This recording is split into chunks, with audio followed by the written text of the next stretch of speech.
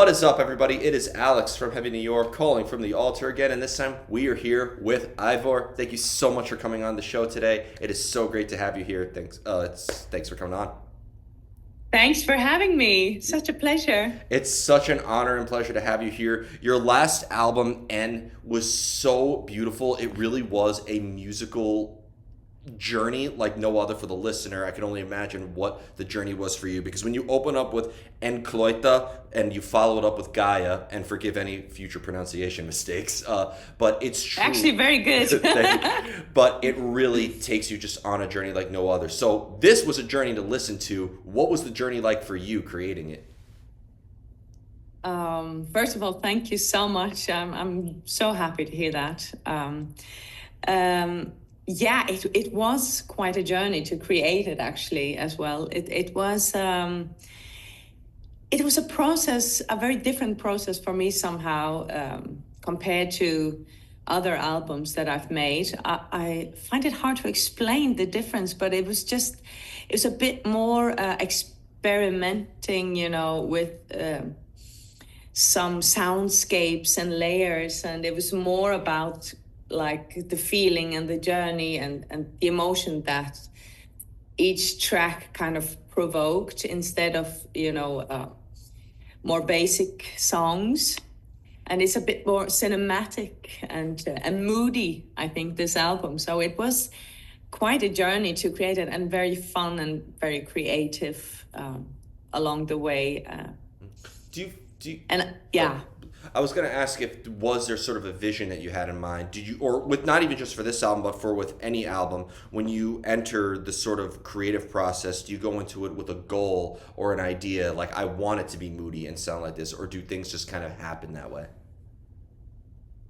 I think it kind of varies. And, in the beginning of any creative process, I always try and stay very open to any possibilities, because you don't want to lock your limit yourself too much. You want to kind of explore and find new ideas and moods, I guess. But with this album, I feel like this album is an album I've been wanting to create for such a long time. And finally, I felt I was in the right space mentally, and also it felt like the right time to do this album. And with this album, I knew I wanted it to be quite moody and kind of cinematic, in the sense that the songs kind of draw you into a certain mindset. So with this album, I guess I had like a vision before I started working on it.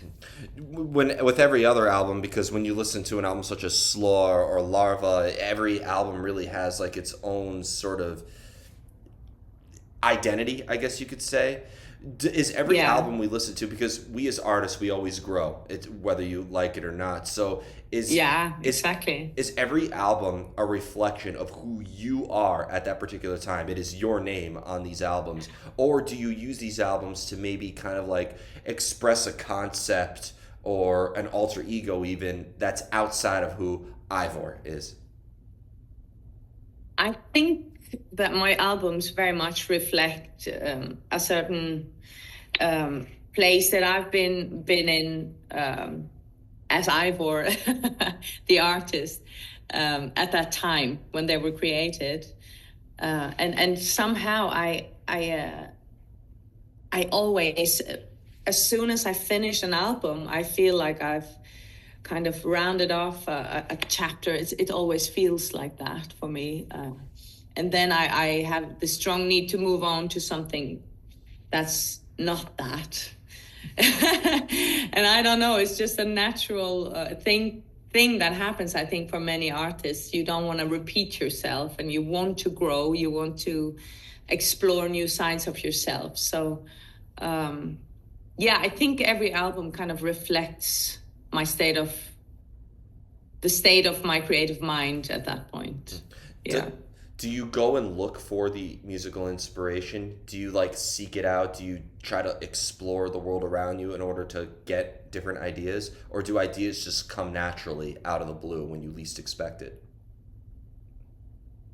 I think both. I mean, I first of all, I think that often when you make a piece of work, it's a process. You go so deep and you dig and you try and bring out the best of that work, and then when that work is done or that album is done, when I then start working on the next album, there are always elements from the previous albums that I want to explore more. So it's like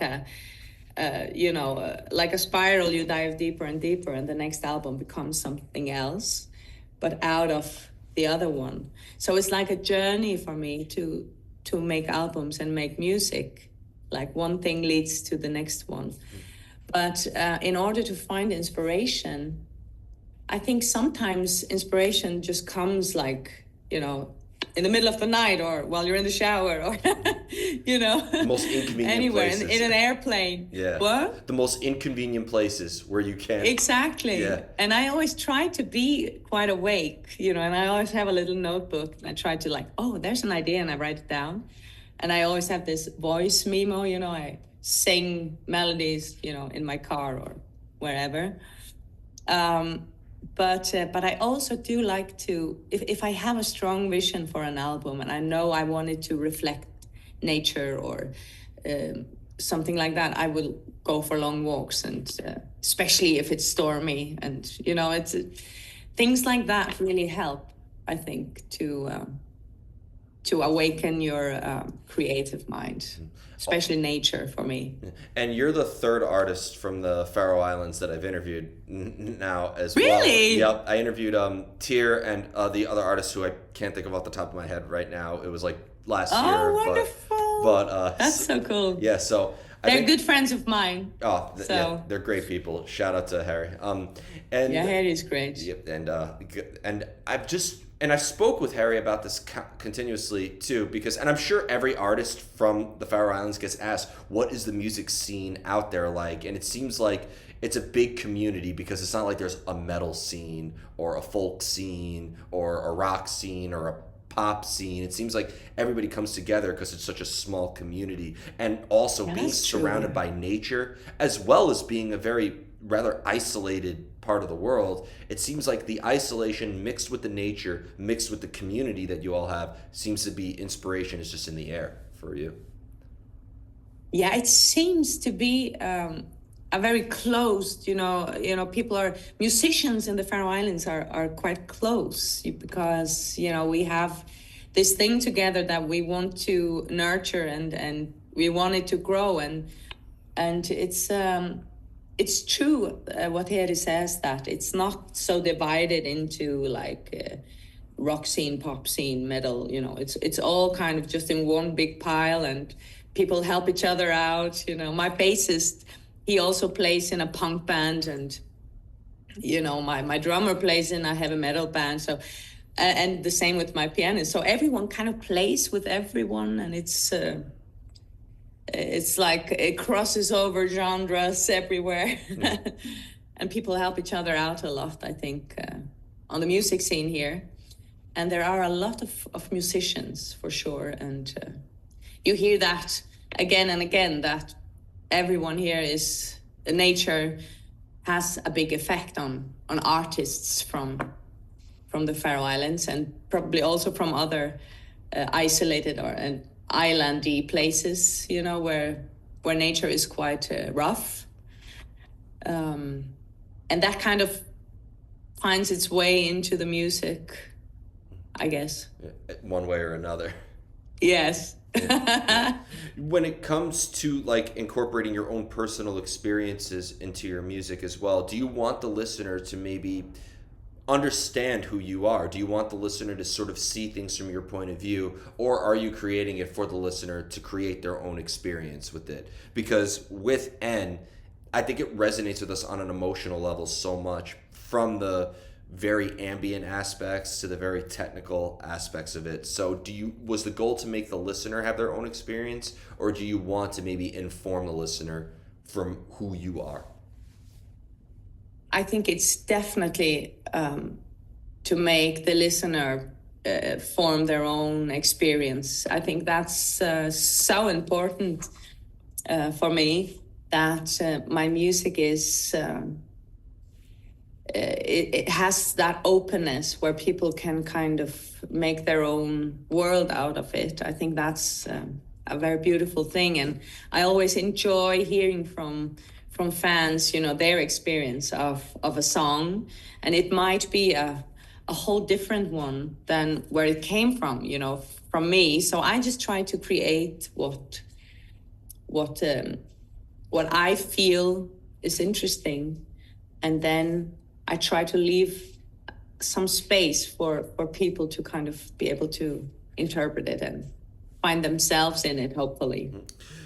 And I've always thought that your music is very experimental too, with your many different elements that you incorporate in it, from the vocal harmonies to, again, like the sort of technical elements. There was elements on here that were almost like industrial too, which was cool. So do you find that it's very easy to try new things? It's not like you're trying to stick with a specific formula that is present through every album, right? And are you talking about the voice, or are you more in like the style and the genre? Everything. Yeah. I guess, I've always been kind of curious, and I like to be playful when it comes to creating music. And if I do the same thing over again for too long, I get very bored of myself. So I always try to kind of expand my mind a bit when it comes to ways to produce or create songs. And I like to kind of, find new ways of doing things. And it's the same way with my voice. I've always been very fascinated by the human voice, and I've always been experimenting a lot with sounds that the voice can do, and I find it very freeing to kind of be able to use your voice in express yourself with your voice in different ways. So yes, and I think I feel kind of the same way about the music itself, like about the sounds and the music. It's interesting to me to explore with softness and harshness and wild sounds and sweet sounds. I like the mix of worlds when I create music. Do different voices express different sides of you? Oh yes, definitely. It's like the full spectrum of emotions that you sometimes need when you perform a track. You need the gentleness and also the more wild side of you and everything in between. So all depending on what you want to express or what I want to express when I perform, I like to have these tools that I can, or these voices that I can call on.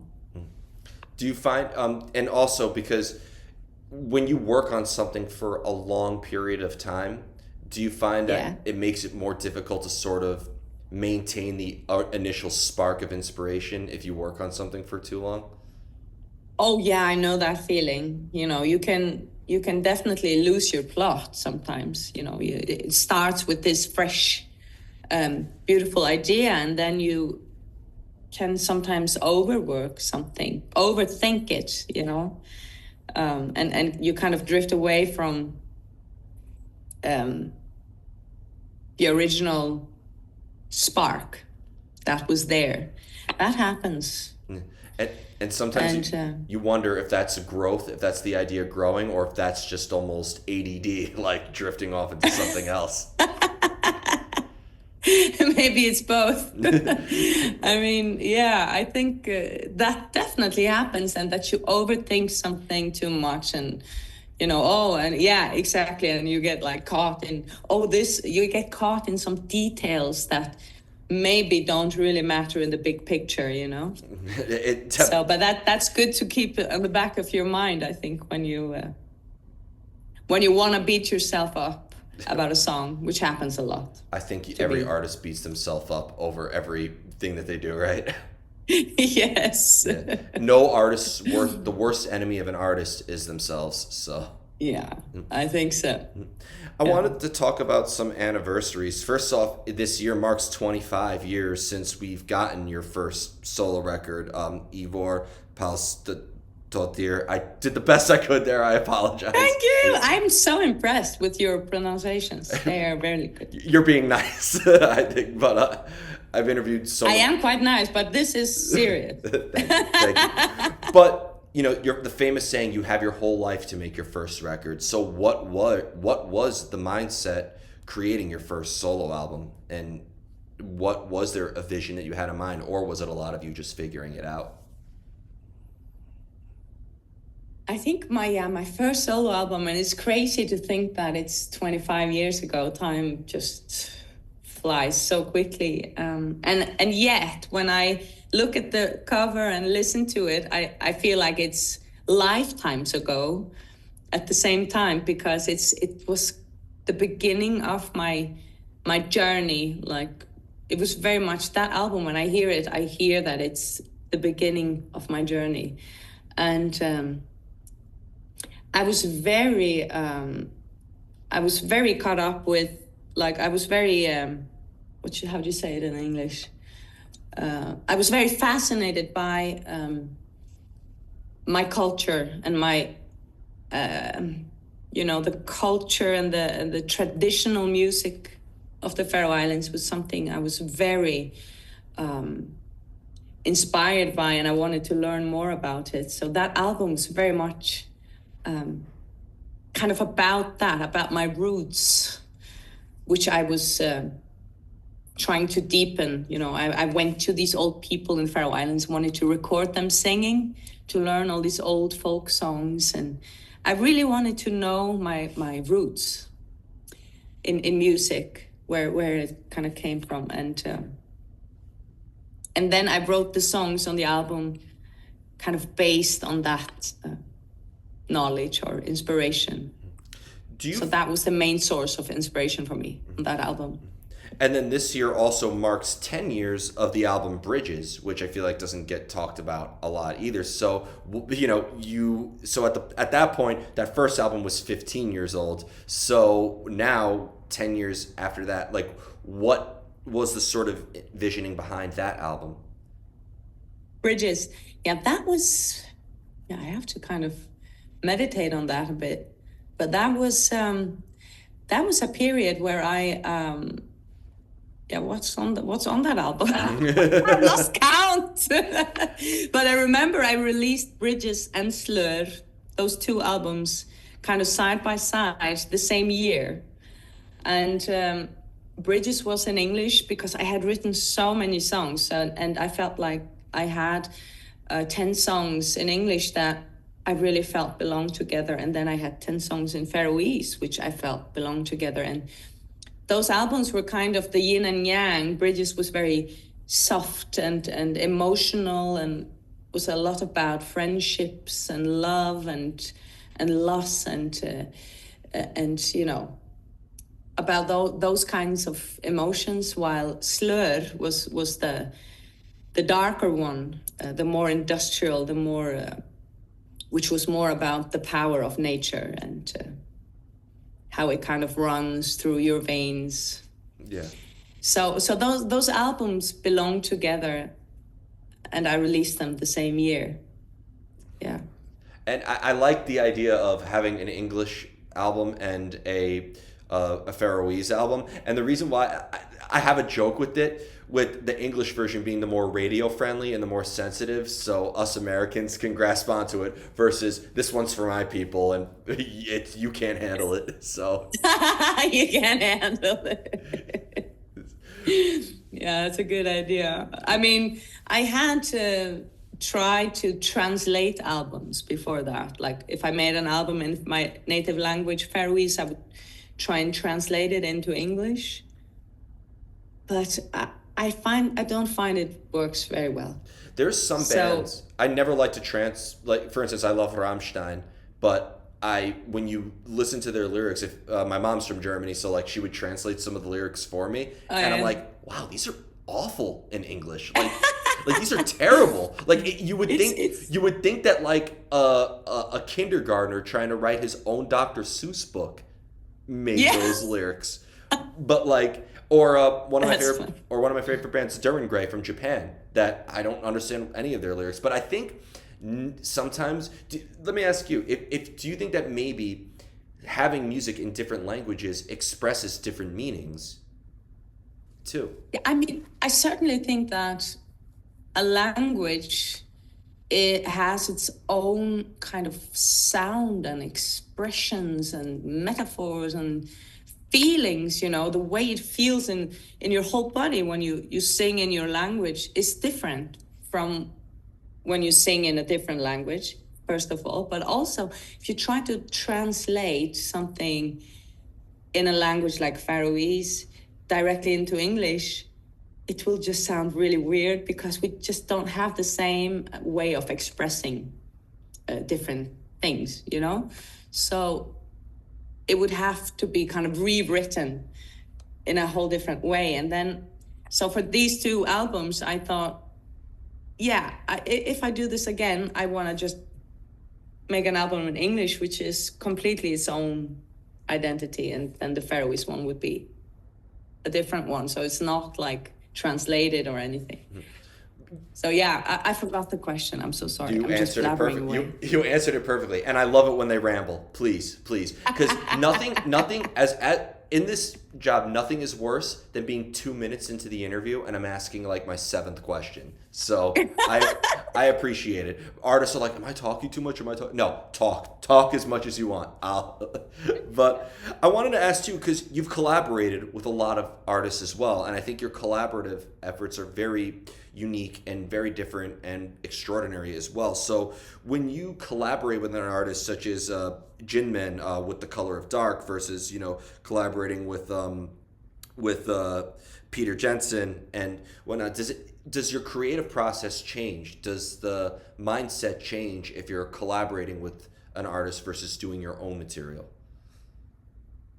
Oh yeah, I think so. It kind of changes the dynamics, I guess, when you collaborate with people, and I really enjoy that very much, and I've done it more and more over the years, and it kind of just brings this other element to the process where you kind of, I mean, you have your ideas, but when another creative force comes in with different ways of seeing it, it kind of changes your perspective on the things that you're creating, and that can be, I think, very healthy for artists to sometimes collaborate because I think it's all a part of the growth, you know. It teaches you something almost every time you do it, even if it's a collaboration that you'll never want to release or anything. It still kind of teaches you something about yourself or about your creativity, I think. Well, and, this one it can bring you to places where you wouldn't go alone, 100%. And I asked artists this too because you mentioned growth. We always hear that growth is a natural phenomenon, but we also as artists have to step outside of our own comfort zone a lot. Yeah. So do you think as artists growth comes naturally, or do you have to almost dictate your own growth? It's almost up to you to decide if you want to grow or not. Yeah, I think it is because it's quite easy and tempting to keep staying in that comfortable place where you have your recipes on how you do things, and you sing the songs that you feel comfortable singing, and so everything becomes a bit dull in the end, really, if you keep doing that, because you're not like growing really when you don't dare to kind of step a little bit further into the sea, where you don't really reach the bottom, that's where, to me, that's where you kind of find the good ideas, and when you kind of open up some new doors, because then you find that excitement again, also like that curiosity and that spark that is so important in art, I think. And And you yeah. and you definitely But I find. think that I think it all comes down to, fear, because there's always that fear that you'll fail, when you do something that is a little bit dangerous and unfamiliar to you, And you led me perfectly into. I have a few more questions for you, and one of them is your work with soundtracks, because your God of War soundtrack and The Last Kingdom that you've collaborated with. When you're doing something for a soundtrack where there's now a visual incorporated in it, film or video games or whatnot, are you almost envisioning? Do you almost like look at the visuals in order to know here's how I'm going to contribute my voice into this soundtrack? Oh yeah. I think that has been maybe one of my favorite collaborations ever, with John Lung on The Last Kingdom, and it was completely new to me. I had never done it before when we started working together, and I was just okay. Let's try it. And then I did some vocals on top of his track in his studio, and he showed me the visuals. I had never seen. I had never been in a studio before, watching a big screen and singing kind of to the visuals, and that's how our collaboration started. That he showed me this huge battle scene where I had to kind of bring in somehow the emotions, the battle screams and the feelings, and I was like, oh shit. And I saw this big screen and I just kind of went bananas with vocals on that one. And that kind of became the theme tune of the series, what we did in the studio that first day. And then we continued working together throughout the whole series, and I have to say that I always had to watch the visuals in order to do my vocals, because it's so important to not like take over the scene with the music, but the music has to kind of make the scene shine. It has to be that way around, right? I can't tell you how many times, like, I'll give you an example. I'll say this. I won't mention the film, but there's a movie that's out right now, super popular. Everybody's talking about it.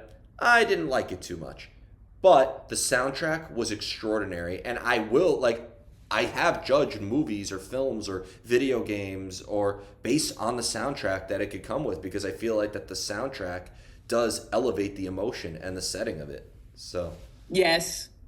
And that is, yeah, I agree. I've experienced that too with movies where the music is just what kind of captivates me.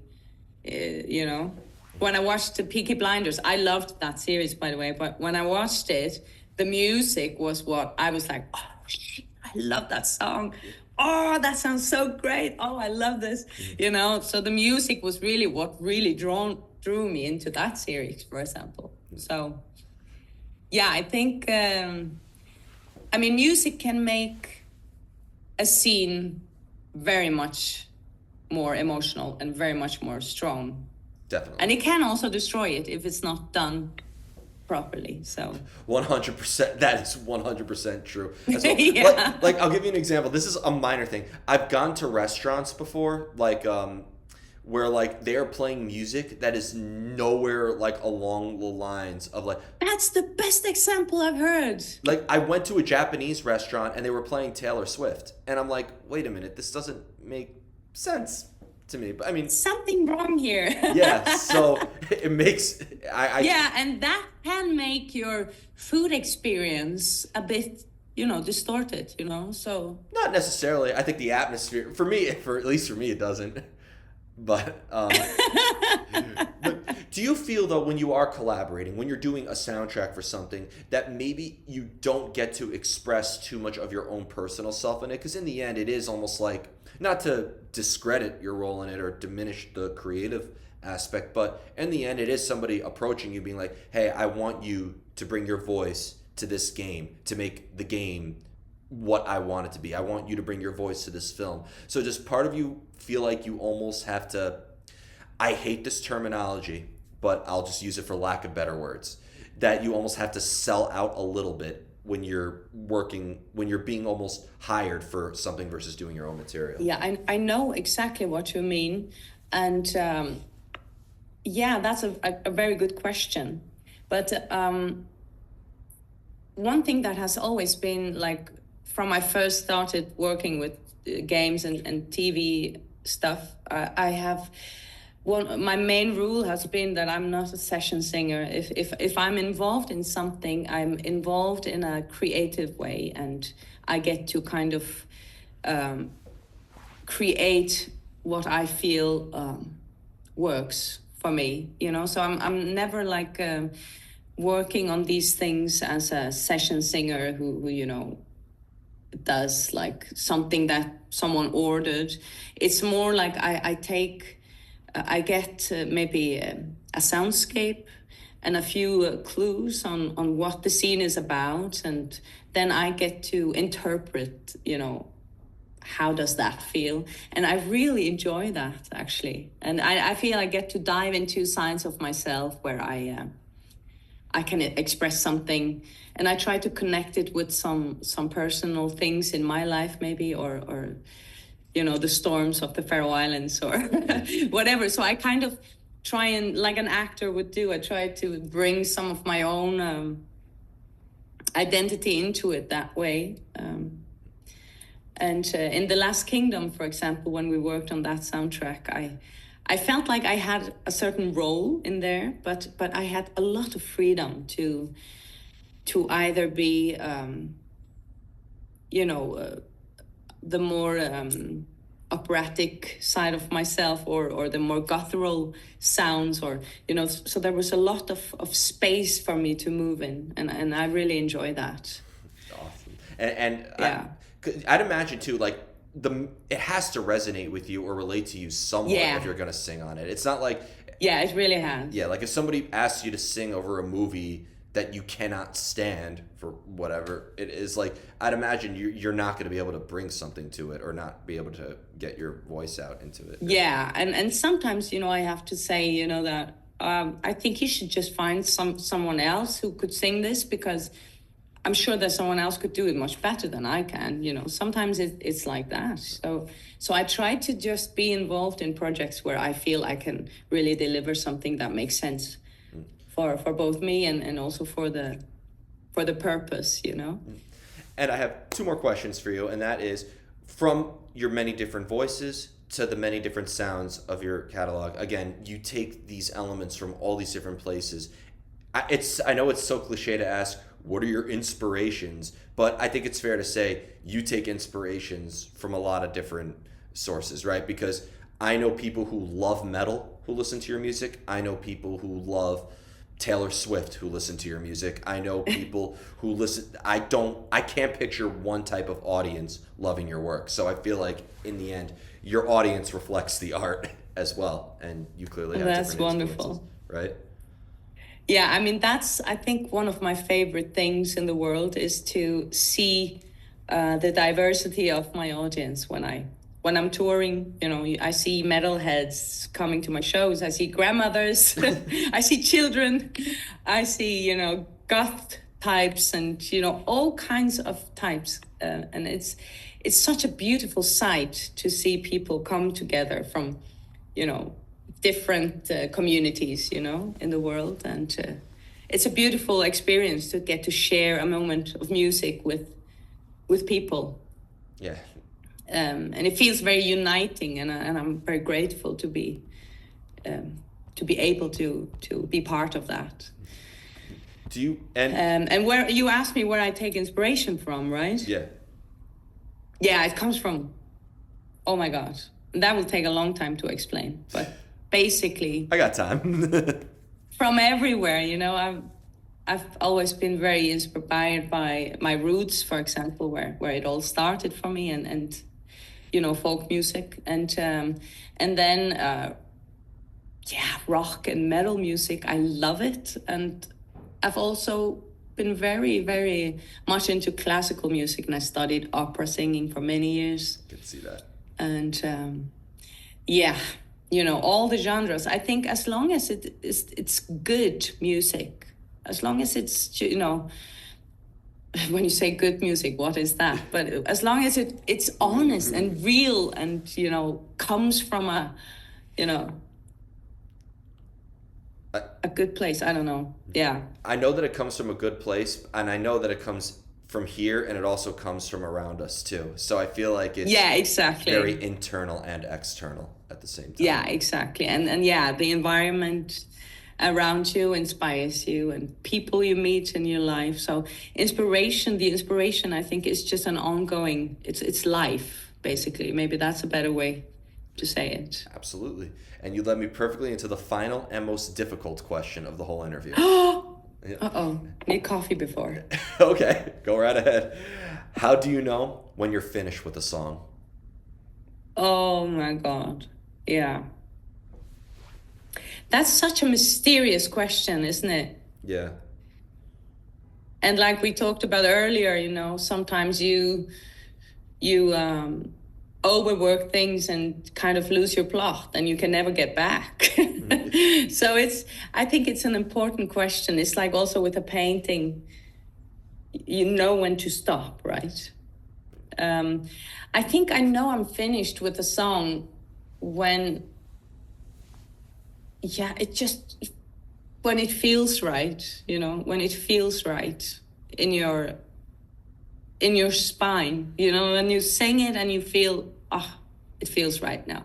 And it has a lot of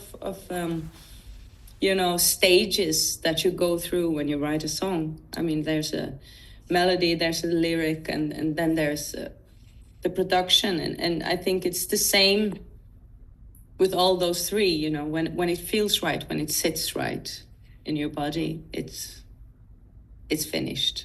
That's a perfect answer. That actually was a very honest and reasonable answer, and I appreciate it. And I haven't asked that question in a while either. So, but before we go, I want to thank you so much for your time today, and thank you for your music for all of these years. It really means a lot. I cannot wait to finally see you and Sylvain perform together at the Music Hall of Williamsburg. I will be first in line for that show. It was a pleasure, and I'm excited to meet you. Please come say hi when you come to the show. Definitely. Just anything else. And I love your drawings, by the way. Oh, thank you so much. That really means a lot. Thank you. Is there just I can tell you that I've made quite a bit of drawings and paintings from listening to your music too. So really, yeah. Wow, what an honor. Yeah. So thank you. The honor is all mine. Is there just anything else you would like to promote with this upcoming tour, or what else could we be expecting from Eivør in the near future?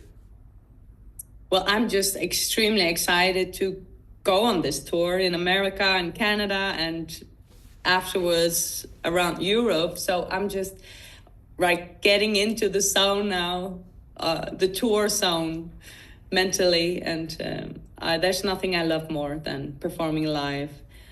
And I'm working on new material, but I don't know when it will be out, hopefully next year. But let's see. I'm still enjoying the hell out of this new album, N. So good. I got plenty. So we're good for now. Yeah, and we got a whole catalog to dive into. But thank you so much, everybody. We are here with Eivør. Be sure to check out N if you haven't already. We will see you next time on Heavy New York.